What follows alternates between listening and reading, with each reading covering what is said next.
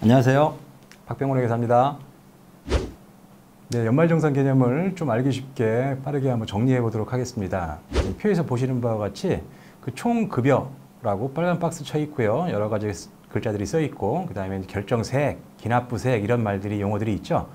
우선 알기 쉽게 말씀드리면 그 총급여가 우리가 흔히 알고 있는 우리가 회사에서 열심히 일하고 받는 연봉입니다. 연봉, 월급 합계죠. 연봉이고, 그 밑에 빨간 박스에 있는 결정세액은요, 우리가 연봉 받았으니까 대한민국 국민이니까 세금 내야 되겠죠. 소득세. 그 내야 할 소득세를 결정세액이라고 합니다. 그럼 기납부세액은 뭐겠습니까? 기납부세액은 말 뜻 자체가 미리 납부한 세금이죠. 그래서 연말정산이라는 거는 연봉을 저렇게 받는데 내야 할 세금인 결정세액보다 미리 납부한 기납부세액이 크냐 작냐를 비교하는 과정입니다. 만약에 더 작으면, 즉 결정세액이 더 크면 추가 납부할 세액이 나오겠고요. 기납부세액이 더 크면 환급세액이 나오겠죠. 그럼 기납부세액이 뭐냐의 개념을, 그 원천징수 개념을 설명을 좀 드려보겠습니다. 표를 보시면 그 회사에서 근로자에게 월급을 주죠. 그래, 월급을 주는 회사를 소득의 지급자, 소득의 지급자인 회사가 매월 월급 주는데 한 달에 300만 원이 급여라고 통장에 300만 원 다 집어넣지 않고 일정 부분 세금을 떼고 주는데, 그래서 소득자인 근로자에게는 270~80만 원 들어가겠죠. 그러면 이 떼는 거를 원천징수라고 하고요. 그럼 떼는 기준이 뭐겠습니까? 근로소득 간이세액표, 부양가족의 수 정도만 고려해서 일정 연봉, 일정 금액이면 한 달에 얼마 이렇게 정해놓은 미리 계산해 놓은 세금을 떼는 것입니다.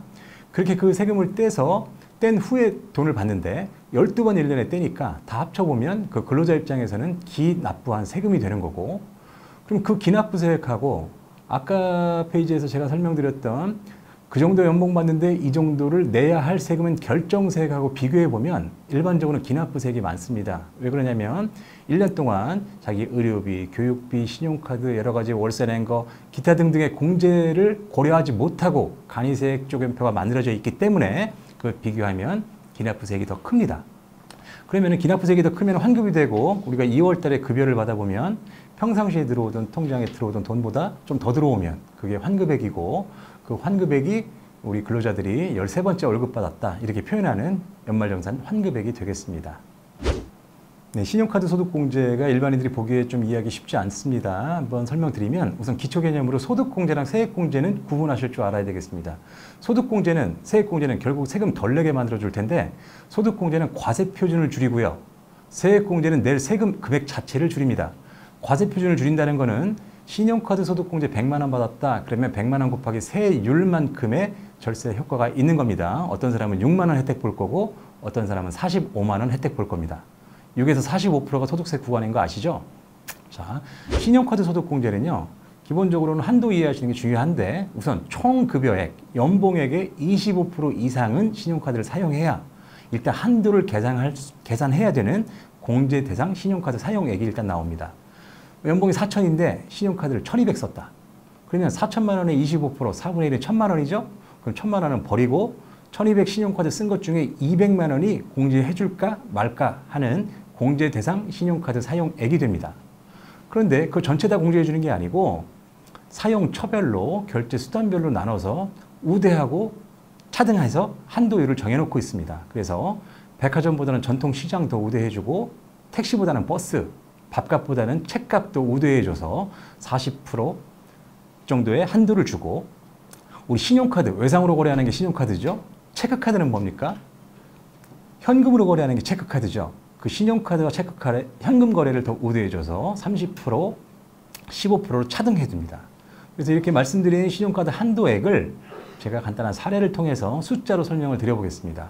자, 한번 생각해 보십시오. 자기 이제 이미지로 대입해서 생각해 보시면 연봉을 3천만 원 받았답니다. 누가? 3천 받아서 신용카드를 2천 썼대요. 엄청 많이 쓴 거죠. 받은 거에 3분의 1을 썼으니까. 그럼 신용카드 공제액이 얼마입니까? 이렇게 물어본다면 맨 전제가 3천만 원 총급여액의 25%, 즉 750만 원 이상 쓴 신용카드액이 얼마입니까? 그럼 2천만 원 쓴 것 중에 750만 원 버리면 1250만 원이 되겠죠? 그리고 또 2천만 원 쓴 거를 구분해서 나눠보니까 전통시장에서 500만 원 썼다. 또 직불카드, 체크카드로 500 썼다. 신용카드로 1000만 원 썼다. 이런 거거든요. 그럼 직불카드랑 신용카드, 직불카드는 바로 긋자마자 통장에서 돈이 사라지죠. 신용카드는 지금 그면 다음 달에 막든가 할부로 하면 몇 달 동안 나눠 막는 거죠. 신용거래보다는 현금 거래를 더 중요하게 생각해서 더 우대해서 그 직불카드에는 30%, 또 전통시장은 사용처 자체, 전통시장의 부흥률의 40% 한도를 주니까 그럼 총급여 3천만 원에 25%에 해당하는 750 버리는 건 어디서 버려야 되겠습니까? 전통카드 쓴 걸 뺄까요? 그럼 납세자 너무 억울하죠? 납세자한테 유리하게 신용카드 부분에서 750만 원을 날리면 공제 대상은 신용카드 1,000만 원 중에 250만 원 남으니까 거기에 15% 곱하고 또 직불카드 500 쓴 거에 30% 곱하니까 또 전통시장 500만 원에 40% 곱해서 합계를 내보면 387만 5천 원이 나옵니다. 그럼 그 금액을 다 과표해서 공제해 주느냐? 그게 아니고요. 연간 캡을 씌워놨죠. 연간 캡 씌워놓은 거는 연봉 7천만 원 이하는 연간 300만 원까지를 한도로 합니다. 그럼 387만 5천 원 실컷 계산해놓고 연간 한도 300만 원에 걸려서 87만 5천 원이 1차로 컷오프 탈락합니다.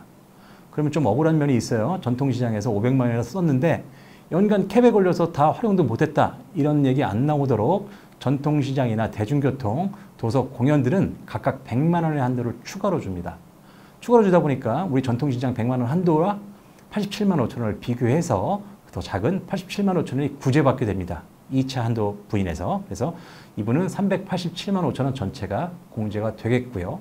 아까도 말씀드렸지만 소득공제다 보니까 387만 5천 원의 과세표준이 주는 거지 세액이 주는 게 아닙니다.